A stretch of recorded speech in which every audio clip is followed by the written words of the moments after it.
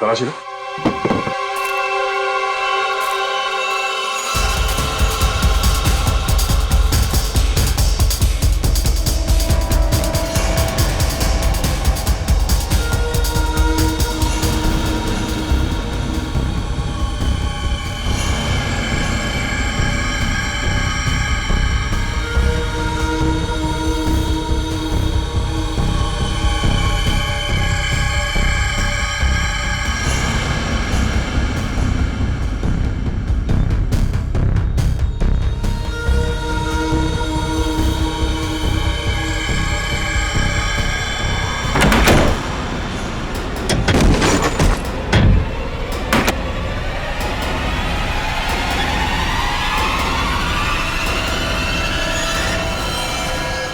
तो ये तो रोहन है।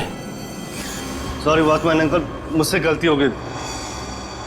हम लोग सोच रहे थे कि सब रोहन का किया था, पर किसी ने इसे ऊपर पहुंचा दिया। सर कहीं ऐसा तो नहीं कि विनीता ने अपनी आत्मरक्षा के लिए इसे मार दिया? नहीं, इसे भी ठीक वैसे ही मारा है, सर पे वार करके, जैसे विनीता के माँ बाप को मारा था।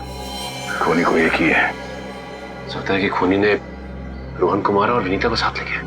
हो सकता है, या ये भी हो सकता है कि वो यही कहीं आसपास हो। तो देखो,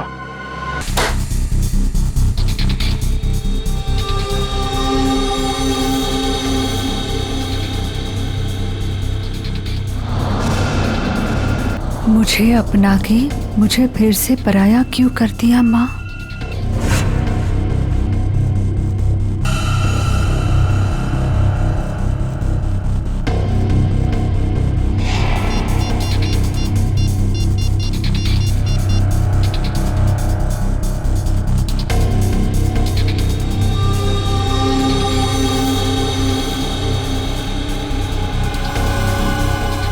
क्या आपने मुझसे कभी प्यार नहीं किया माँ?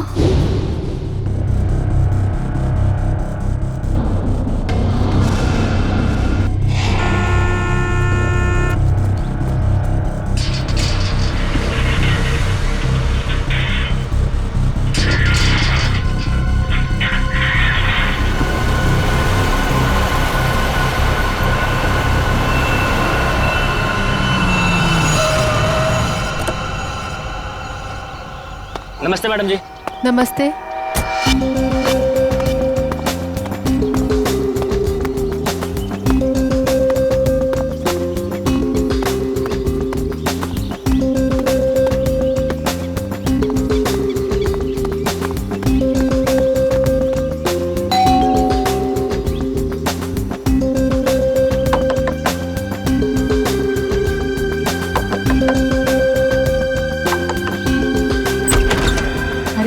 दरवाजा कैसे खुला है? विनीता, विनीता, विनीता, कहाँ हो तुम? सो रही हो क्या? विनीता। अंकल, आंटी, कोई आवाज क्यों नहीं दे रहा है?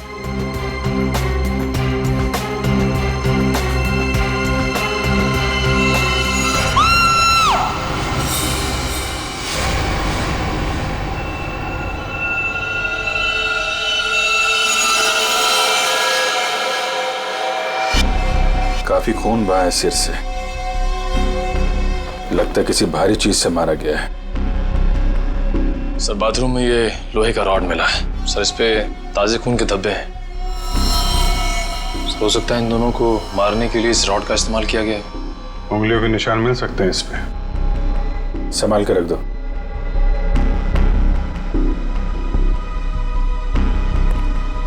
वैशाली जी, आपने सबसे पहले देखा लाशों को?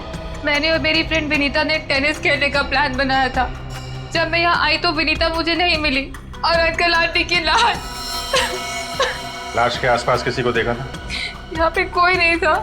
और बाहर का दरवाजा खुला हुआ था? जी, पर मुझे विनीता की फिक्र हो रही है क्योंकि उसका फोन सुबह से बंद आ रहा है। विनीता की फोटो है आपके पास? फोटो तो ये रही। वंश सर, ये फोटो सब चेक ना किया और पुलिस स्टेशन में भेजो। इसकी जान को खतरा हो सकता है। सर। और आप हैं यहाँ के वॉचमैन। वॉचमैन का मतलब समझते हो? घर का रखवाला। ये रखवाली की है तुमने अपने मालिक और मालकिन की। कैसे कहूँ साहब, अब तो ये बोझ पूरी जिंदगी मेरी आत्मा पर रहने वाला। तुम्हारे रहते हुए खूनी अंदर आया तो आया कैसे? ये बात तो मेरे लिए भी पहेली बनी हुई है। ऐसी पहेली सुलझाना सीआईडी को अच्छी तरीके से आता है। प्लीज साहब, मेरे बाबूजी से इस तरह बात मत कीजिए। ये दिल के मरीज है और अगर इन्हें कुछ हो गया तो मेरा क्या होगा? चुप कर, माफ करना साहब, मेरा बेटा है, मुझसे बहुत प्यार करता है। चल जा, बाहर जाके बैठ। कल रात विनीता घर पे थी? हाँ साहब, वो घर पे ही थी, मगर रात को देर से आई थी। 2 बजे घर पे आई थी वो। और वैशाली जी आप कितने बजे आए? सुबह 8 बजे। मतलब विनीता यहाँ से रात 2 बजे से सुबह 8 बजे के बीच में गई है? नहीं गई साहब। नहीं गई है तो घर पे कहाँ है? तुम ड्यूटी पे कितने बजे सो रहे थे ये बताओ। नहीं साहब, हम बिल्कुल नहीं सोए। सोने की बात तो दूर, हमने सेकंड की झपकी भी नहीं ली। तो क्या वो खूनी आसमान से उड़ के इस घर में आया? हाँ? वैशाली एक बात बता, विनीता के परिवार वालों की किसी से कोई दुश्मनी थी? मुझे इस बारे में कुछ नहीं पता। अच्छा, विनीता के बारे में आप हमें और क्या बता सकती हैं? विनीता मुझसे अपने सारे सुख दुख बांटती थी, बस उसे अपने अनाथ होने की हीन भावना महसूस होती रहती थी। एक मिनट, आपने कहा कि विनीता अनाथ है? अंकल आंटी ने उसे गोद ले रखा था। अच्छा, विनीता का सुरेश जी और उनकी पत्नी के साथ कैसा संबंध था? बहुत अच्छा था, जैसे कि उसके सगे माँ बाप हो। पर विनीता से वो एक ही बात से नाराज होते थे। कौन सी बात? रोहन। ये रोहन कौन है? वो सुरेश अंकल के दोस्त धनराज जी का बेटा था। उससे विनीता बहुत प्यार करती थी, पर इन्हें ये रिश्ता जरा भी मंजूर नहीं था। रोहन ठीक आदमी नहीं था क्या? एक नंबर का शराबी। उसकी शराब पीने की लत की वजह से उसके माँ बाप ने उसे जायदाद से बेदखल कर दिया था। शराब पीने के बाद उसे कुछ भी होश नहीं रहता। एक बार तो उसने मेरे सामने इतना बड़ा ड्रामा क्रिएट किया था। विनीता, दरवाजा खोलो, खोलो दरवाजा। मैंने कहा दरवाजा खोलो वरना मैं दरवाजा तोड़ दूंगा। रोहन, मैं तुमसे अभी कोई बात नहीं कर सकती, प्लीज चले जाओ यहाँ से। मुझे अभी बात करनी है, मुझे इसी वक्त बात करनी है। खोलो दरवाजा, खोलो। साहब, बिटिया ने मना किया ना, वो आपसे नहीं मिलना चाहती है। आप जाइए यहाँ से। विनीता, ये क्या कर रही हो? दरवाजा मत खोलो। मुझसे इस तरह से बात करने वाला। चला। हाँ विनीता, तो तुम्हारे पापा एकदम सही कह रहे हैं। अभी वो होश में नहीं है, दरवाजा मत खोलना। और अच्छे से समझा दे कि दोबारा मुझसे पंगा ना ले। हट। विनीता, ये क्या ड्रामा लगा रखा है रोहन? चलो, अभी चलो यहाँ से। अरे, और माफी मांगो इनसे। सॉरी वॉचमैन अंकल, मुझसे गलती हो गई। ये मेरी बदतमीजी की कीमत। दारू पी के तुम कुछ भी करते हो ना, कुछ भी बकते हो। चलो यहाँ से, चलो रोहन। हो सकता है इस रोहन ने शराब के नशे में आके सुरेश जी और उनकी पत्नी का खून कर दिया और फिर विनीता को अपने साथ लेकर चला गया। इस रोहन का नंबर है आपके पास? हाँ, नंबर तो है मेरे पास। 198234-561।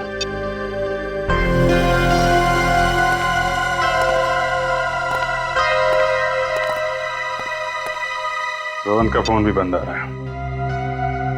सर, अब एक बात समझ में नहीं आ रही है। अगर वो खूनी मेन गेट से अंदर नहीं आया तो फिर कहाँ से आया? घर को चेक करते हैं।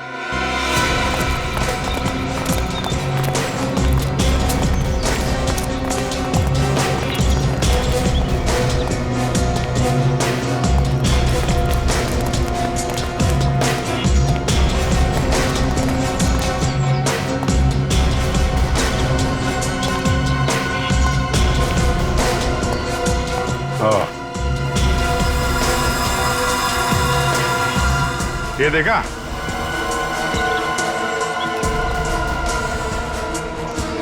लगता है खूनी यहाँ से अंदर आया और फिर यहीं से बाहर भाग गया। सर, खूनी यहाँ से आ जा सकता है, लेकिन खूनी विनीता को यहाँ से कैसे लेके जा सकता है? हाँ सर, अगर विनीता के साथ उसने जोर जबरदस्ती की होगी तो विनीता चीखती चिल्लाती शोर मचाती। हो सकता है विनीता को बेहोश कर दिया। इसके पहले उसे कुछ हो, हमें उसे ढूंढना होगा। और इस रोहन से भी मिलना पड़ेगा।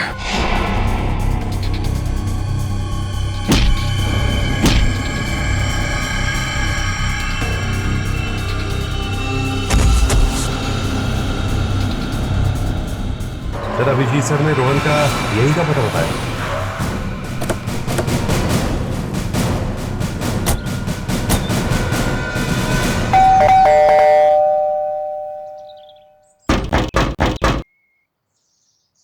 सर ये रोहन वाकई में अंदर नहीं है या फिर जानबूझ के दरवाजा नहीं खोल रहा है? अभी पता चल जाएगा।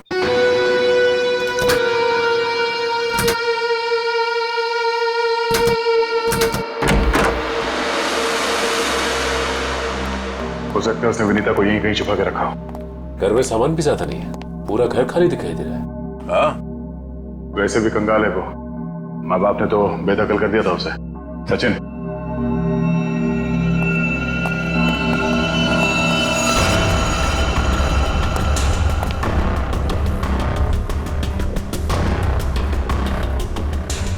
सर यहाँ तो कोई भी नहीं है, ना ही विनीता और ना ही रोहन। हो सकता है उसने अपना ठिकाना बदल दिया। काम करो, घर की तलाशी लो, कोई ना कोई सुराग जरूर मिलेगा।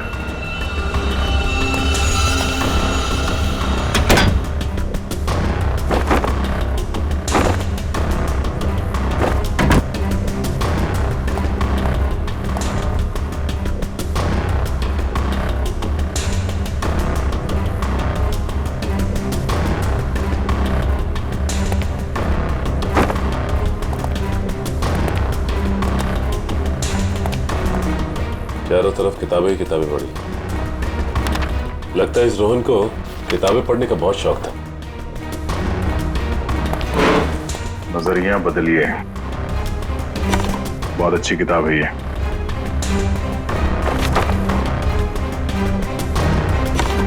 सर, ये देखिए, इस डस्टबिन में ये दस्ताने पड़े थे। लगता है किसी ने अभी भी जलाया। मतलब इन दस्तानों का इस केस से कुछ लेना देना है।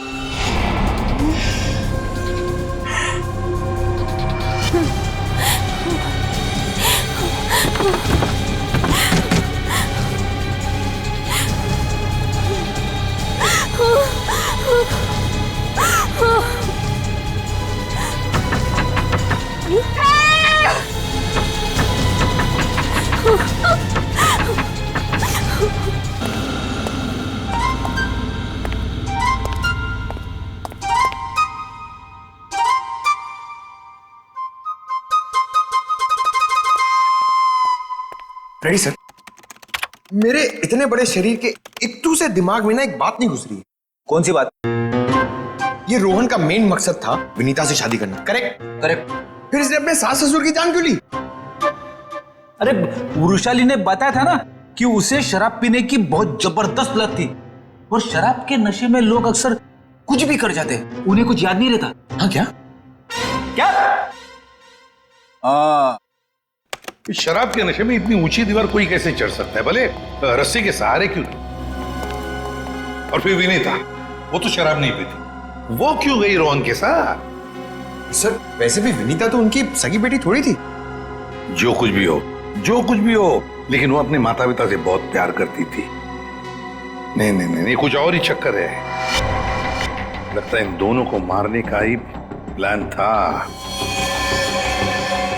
सर, हाँ, लगता है ये काम किसी लुटेरे का होगा।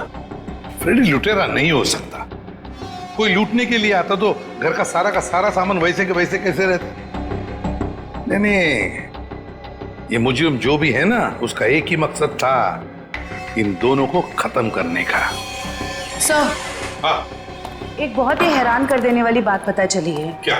सर, विनीता ने 1 हफ्ते पहले फायर ब्रिगेड में फोन किया था, और ये रही उस फोन कॉल की ऑडियो क्लिप।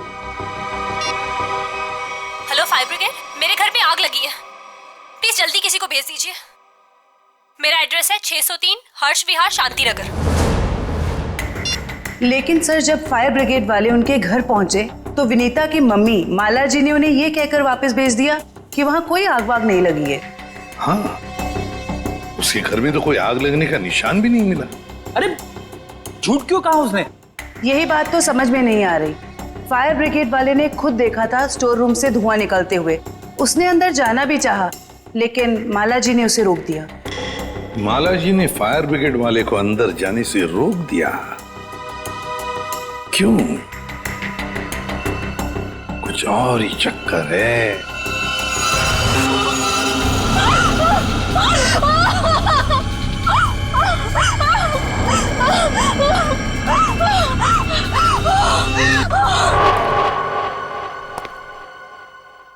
छान मारो इस जगह को अच्छी तरह से, कुछ ना कुछ जरूर मिलेगा।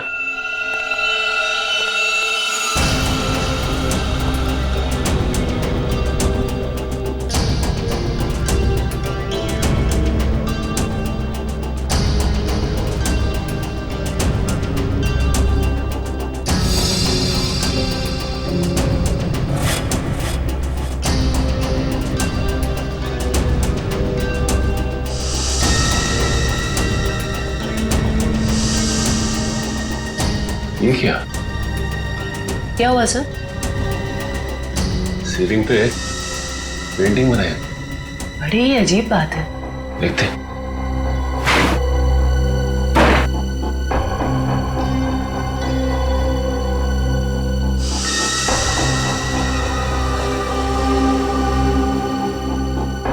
ये क्या?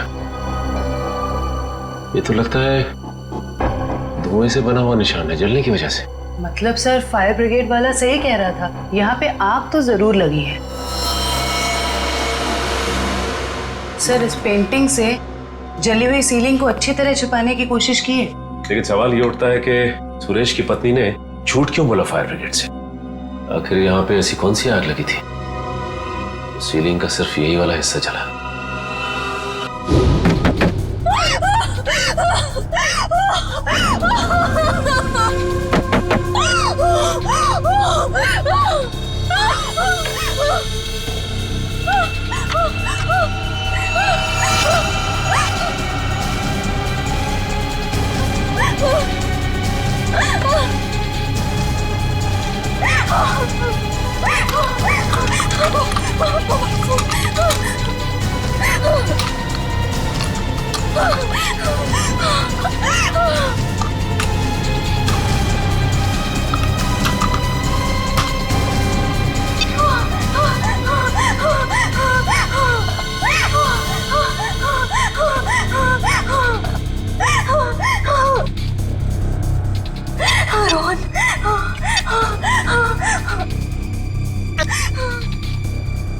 रोहन फोन क्यों नहीं उठा रहा?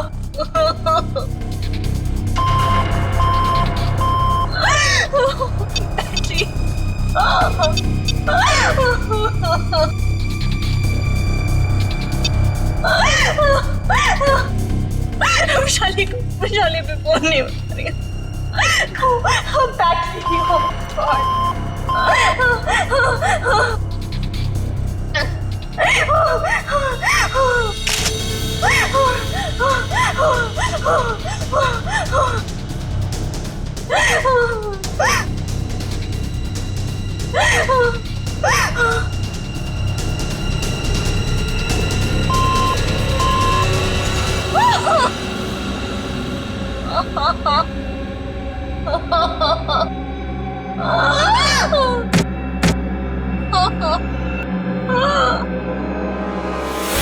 बस मौत रात को 1 बजे से 3 बजे के बीच में हुई है।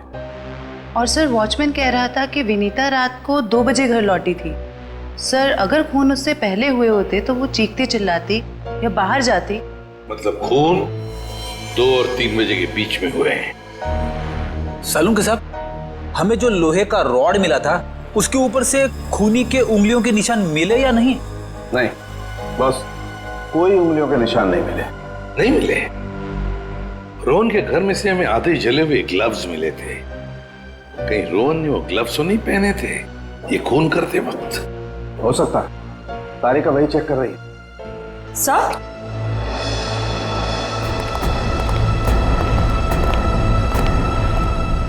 सर ये खास किस्म का सॉल्यूशन है, इको डेल्पाइट नाम। अगर मैं इस सॉल्यूशन को इन दस्तानों पर डालूं तो इन दस्तानों पर जो कुछ भी लगा हुआ होगा वो अलग हो जाएगा। अरे वाह, फॉरेंसिक टेक्नोलॉजी कहां से कहां पहुंच गई है।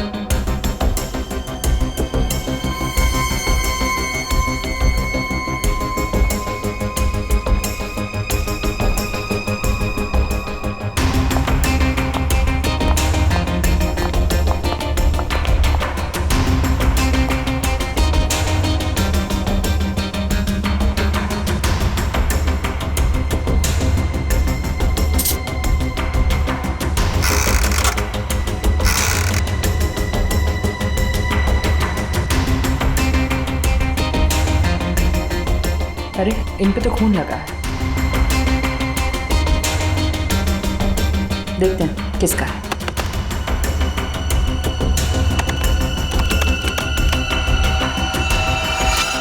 पॉजिटिव सर, ये खून मिस्टर एंड मिसेस सुरेश का ही है। मतलब सर ये खून रोहन ने ही किया है? एक मिनट होल्ड ऑन।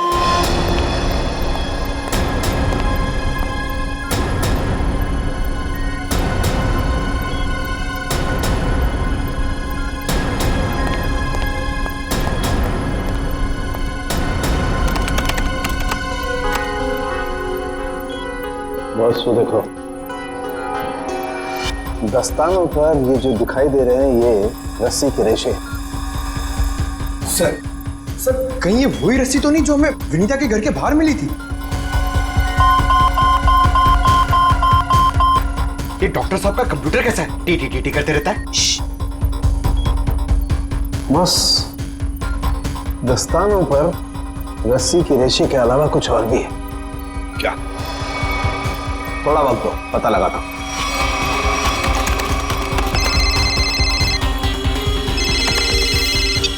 हाँ श्रेया, ठीक है। क्या? सर विनीता का फोन थोड़ी देर के लिए ऑन हुआ था, उसके घर के बिल्कुल करीब। और सर उसने सोशल नेटवर्किंग साइट पे अपने दोस्त को एक SOS मैसेज भी भेजा है। श्रेया मुझे लिंक अभी भेज रही है सर, ये देखिए सर।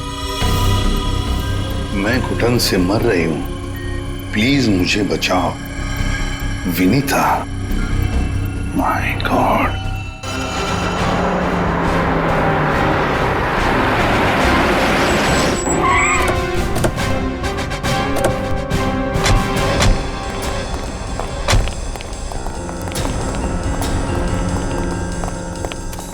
फिर मोबाइल कंपनी ने बताया कि विनीता का फोन आखिरी बार यही ऑन हुआ था।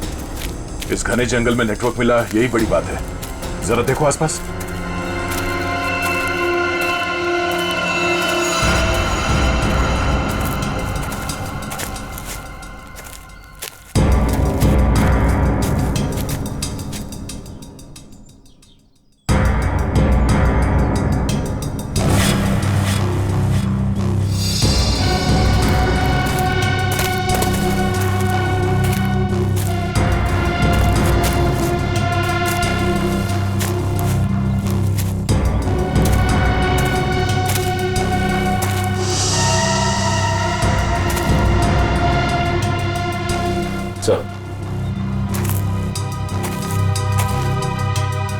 सामने एक झोपड़ी दिखाई दे रही है।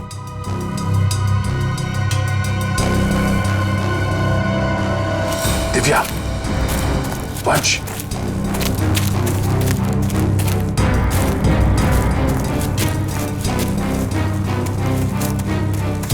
चौकन्ने रहना।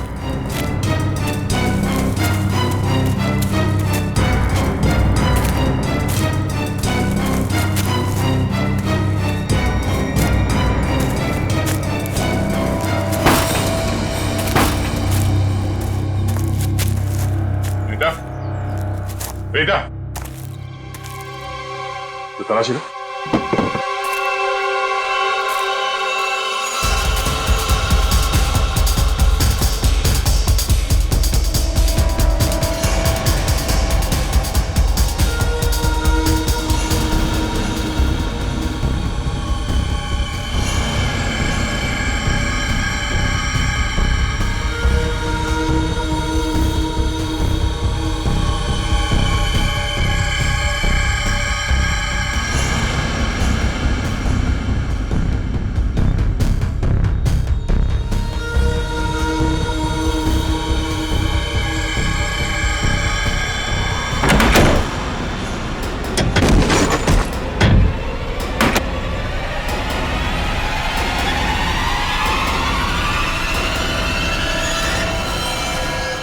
तो ये तो रोहन है।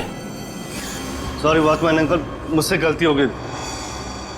हम लोग सोच रहे थे कि सब रोहन का किया था, पर किसी ने इसे ऊपर पहुंचा दिया। सर कहीं ऐसा तो नहीं कि विनीता ने अपनी आत्मरक्षा के लिए इसे मार दिया? नहीं, इसे भी ठीक वैसे ही मारा है, सर पे वार करके, जैसे विनीता के माँ बाप को मारा था। खूनी को एक ही है। सोचता है कि खूनी ने रोहन को मारा और विनीता को साथ ले गया। हो सकता है, या ये भी हो सकता है कि वो यही कहीं आसपास हो। तो देखो,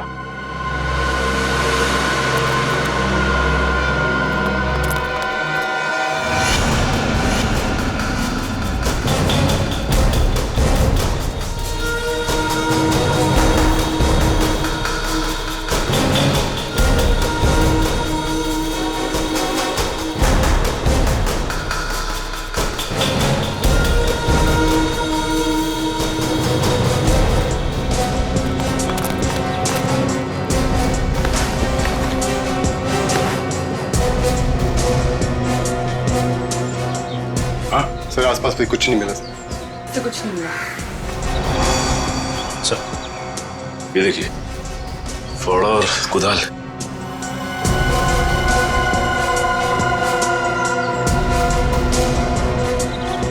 कहीं जमीन के नीचे तो नहीं? यहाँ पे खुदाई का सामान पड़ा हुआ है, जरा फाड़ो दिखा ना।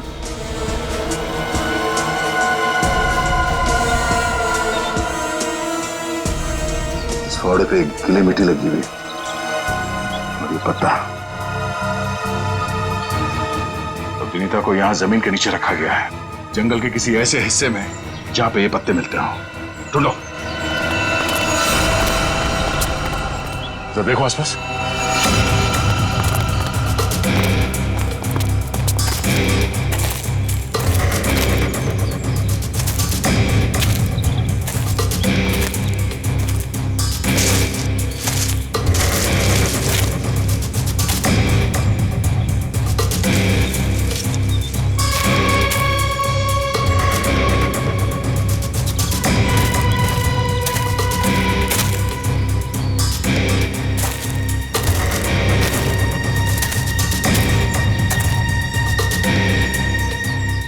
सचिन, वंश, दिव्या,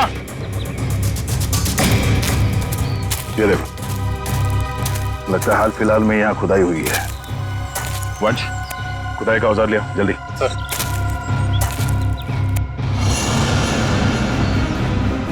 गुड, यहाँ पे खोदना शुरू करो।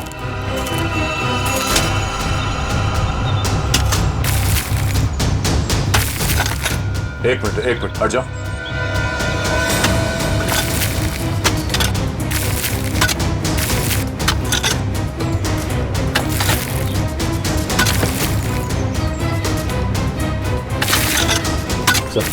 हाँ? कुछ है। एक मिनट, खोदा बंद करो, हाथ से निकालो।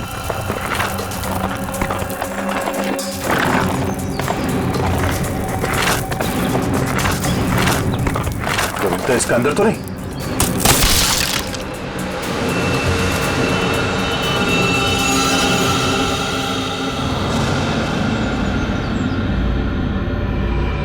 विनीता! ओह नो, सांसें धीमी चल रही है, इसे अस्पताल ले जाना होगा। निकालो उसको बाहर जल्दी। हाथ दो, निकालो बाहर, निकालो। पैर पकड़ो उसके।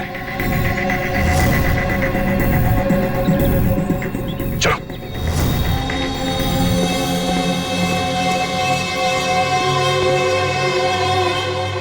इतना समय बीत गया है, पता नहीं किस हाल में होगी विनीता। हम तो वक्त रहते उसे यहाँ ले आए, उम्मीद तो यही है कि वो ठीक हो जाएगी। ठीक भी हो जाएगी तो भी रोहन की मौत और उसके माँ बाप की मौत का सदमा पता नहीं बर्दाश्त कर पाएगी कि नहीं।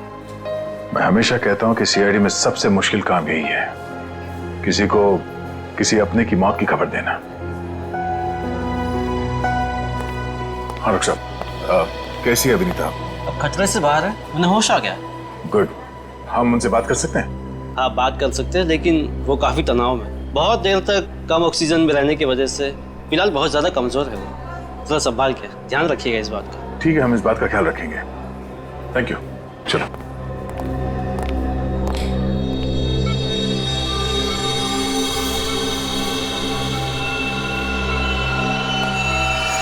अरे नहीं नहीं नहीं, लेटे रहो, आराम करो। Thank you sir. डॉक्टर ने बताया कि आप लोगों ने मेरी जान बचाई। अरे हम तो बस एक जरिया थे, जान बचाने वाला तो वो है। ये ऊपर वाले की भी मुझे समझ नहीं आती। जब उसने मेरी जान बचाई तो मेरे मम्मी पापा की जान भी बचा लेते। तो तुम्हें अपने माता पिता के मर्डर के बारे में पता है? हाँ जी सर, जिस वक्त ये सब हुआ मैं नीचे हॉल में रोहन से फोन पे बात कर रही थी, तभी मैंने कुछ आवाजें सुनी। फिर क्या हुआ? और जैसे ही मैं दौड़ के ऊपर गई तो किसी ने मुझे क्लोरोफॉर्म सुंघा दिया, लेकिन मैं पूरी तरह से बेहोश नहीं हुई थी। और किसी ने मेरी आंखों के सामने मेरे मम्मी पापा का खून कर दिया। सर, जिस किसी ने भी मुझे दोबारा अनाथ किया है, आप प्लीज उसे छोड़िएगा मत। उसे फांसी होनी चाहिए, फांसी। बिल्कुल, तुम्हारे माता पिता और रोहन के खूनी को हम। क्या रोहन का भी खून हो गया?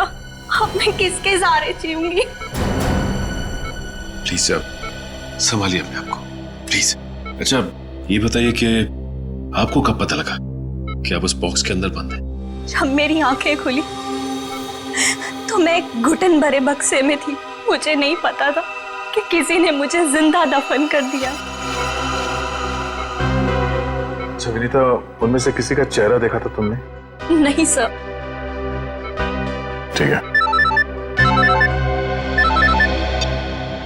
आरोप साहब, दया, वो जो रस्सी है, उस रस्सी पर मुझे भेड़ का बाल मिला है। उस रस्सी पे भेड़ का बाल मिला? हाँ दया, भेड़ का बाल। और भेड़ भी ऐसी वैसी नहीं, हिमालय पर रहने वाली भेड़। ओह, मतलब वो रस्सी किसी ऐसे आदमी का है जो हिमालय पर्वत के आसपास जाके आया है या फिर वहीं का रहने वाला है? बिल्कुल बिल्कुल। ठीक है डॉक्टर साहब, मैं आपसे बाद में बात करता हूँ। ओके। अच्छा हाँ दया, विनीता कैसी है? ठीक है, होश आ गया उसे। गुड गुड, चलो ठीक है फिर, बाय। Okay sir. विनीता, ये बताओ कि तुम्हारे आसपास में कोई ऐसा आदमी है जो हाल ही में हिमालय जाके आया था क्या, या फिर वहीं का रहने वाला हो जो यहाँ पे आया हो? सिर्फ हिमालय पे नहीं, नेपाल भी गए थे मम्मी पापा। अच्छा, कब की बात है? 1 महीने पहले की। वो खुद से वहां गए थे या ये ट्रैवल एजेंट के जरिए टूर पैकेज में? टूर बुक करवाया था सर।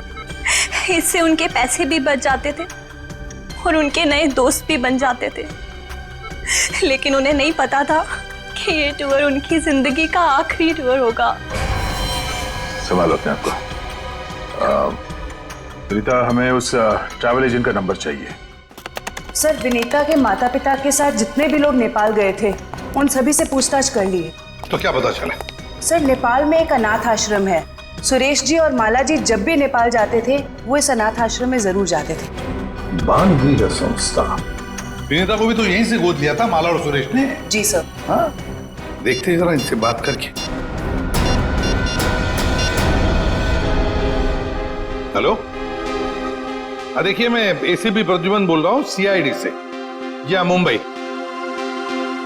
अच्छा देखिए, मुझे माला और सुरेश के बारे में कुछ इंफॉर्मेशन चाहिए। हाँ हाँ, वो 1 महीने पहले आपके यहाँ आए थे ना?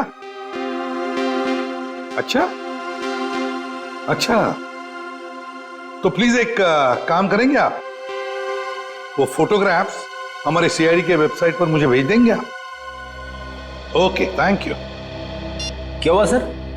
किसकी तस्वीरें मंगवाई आपने? विनीता को गोद लेने से पहले सुरेश और माला ने इसी अनाथ आश्रम से 1 साल पहले एक लड़के को गोद लिया था, गोविंद नाम में। गोविंद, लगता है फोटोग्राफ्स आ गए।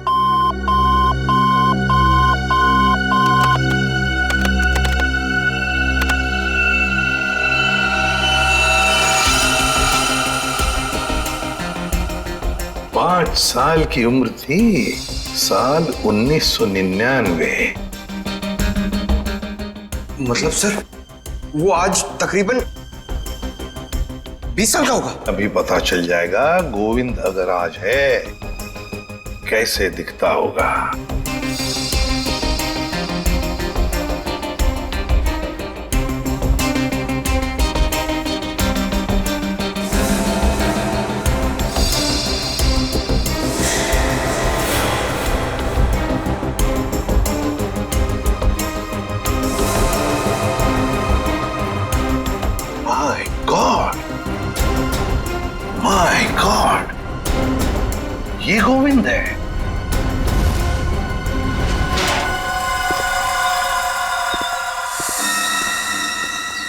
अब देखते हैं कहां भागेगा।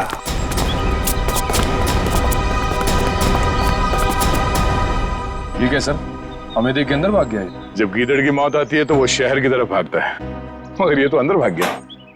मगर सर वो अंदर की तरफ क्यों भागा? वो तो पकड़ा जाएगा। ऐसे मुजरिम बाहर की तरफ भागते हैं, मगर ये अंदर भागे या बाहर, पकड़ा तो ये जाएगा ही। कहां गया ये? अभिजीत, दया सर, फैल जाओ, मैं सामने से घुसता हूं।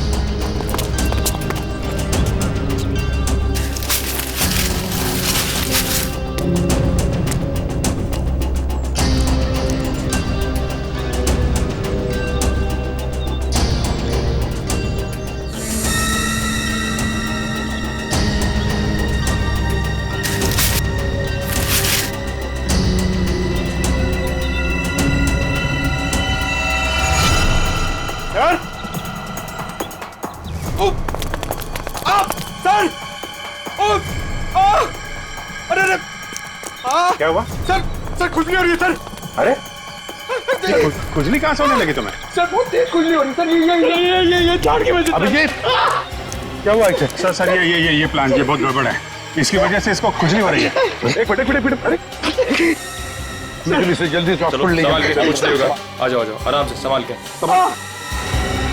तो जानबूझकर हमें यहाँ अंदर बुलवा लिया है, जाल रचा है उसने खुजली वाले पौधों का। संभल के रहना, यहीं कहीं छुपाई है।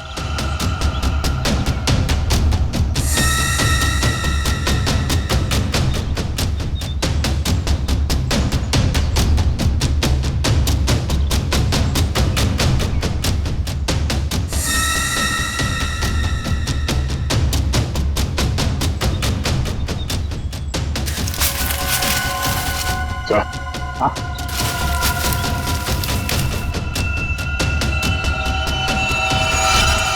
चलो वहां देख लो, बहुत बना लिया पौधों को हथियार। अब विदाई का समय आ गया है तुम्हारा, ससुराल चलना है। चलो प्लीज साहब, मेरे बाबूजी से इस तरह बात मत कीजिए। बहुत गड्ढे खोद लिए दूसरों के लिए, गिर गए ना उसी में। सर पानी मंगाइए सर, वरना मैं खुजली से मर जाऊंगा।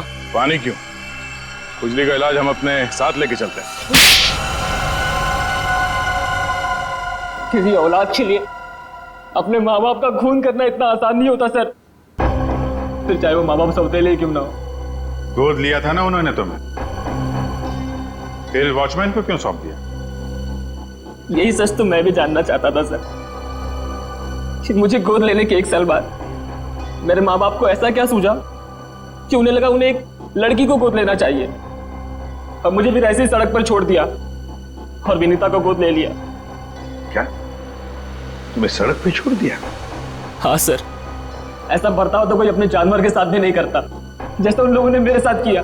वो तो भला हो मेरे बाबूजी का, जो उन्होंने मुझे रोता हुआ बस स्टॉप पर देखा और अपने साथ अपने घर ले गए, और तब मेरी अच्छी परवरिश की उन्होंने। सुरेश और माला ने पहचाना नहीं तुम्हें? नहीं सर, मैंने हाल फिलहाल में उनके घर जाना शुरू किया था। मेरे बाबूजी की उम्र हो गई थी, तो मुझे लगा मुझे नौकरी करनी चाहिए। क्या तुम्हारे बाबूजी जानते नहीं थे कि तुम उनके मालिक के बेटे हो? नहीं सर, जब मैं उन्हें मिला था तब वो वहां काम नहीं करते थे, और सर मैं इसे कोई इत्तेफाक नहीं कहूंगा, तो भगवान ने मेरे साथ इंसाफ की। तुम्हें किसने अधिकार दिया सजा देने का? सजा देने का हक सिर्फ अदालत को है। क्या तुम शुरू में ही पहचान गए थे उन दोनों को? ये बात तुम्हें मालूम कैसे पड़ी कि उन्होंने तुम्हारे साथ ऐसा किया था? नहीं पहचाना था सर। एक दिन मैं बगीचे में काम कर रहा था, तो माला मैम साहब ने मुझे घर के अंदर बुलाया था किसी काम से। विनोद! जी मैम साहब। जरा ऊपर आना, तो काम है। अभी आया। जी मैम साहब। विनोद, देखो ये पुरानी अलमारी है, इसे ठीक से स्टोर रूम में रख देना। हाँ जी मैम साहब। हाँ।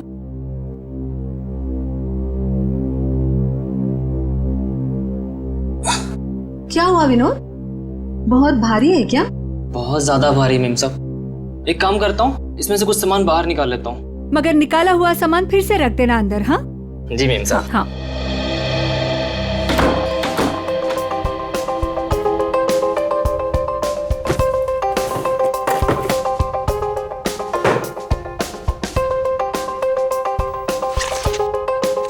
कितनी प्यारी प्यारी ड्राइंग्स हैं।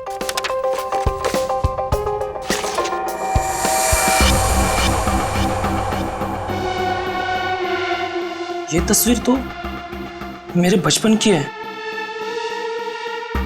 इसका मतलब साहब और मेम साहब ने मुझे गोद लिया था। विनोद कितनी देर, जल्दी करो। जी मेम साहब, बस हो गया।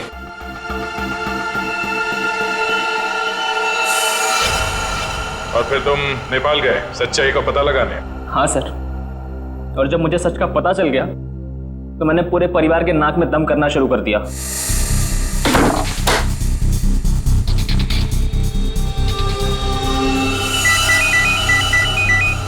किसका फोन है? हेलो हेलो, अरे जवाब क्यों नहीं दे रहे हो? हेलो, कौन है? ऐसा क्यों किया? कौन बोल रहा है? आपका बेटा। बेटा? क्या? बताइए, ऐसा क्यों किया?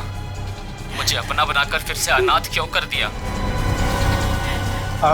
देखो, ऐसी बातें फोन पर नहीं होती हैं। आमने सामने मिलो, फिर बैठ के बात करते हैं। बताइए कहाँ मिलना है? मेरे घर। ठीक है, पहुंच गया।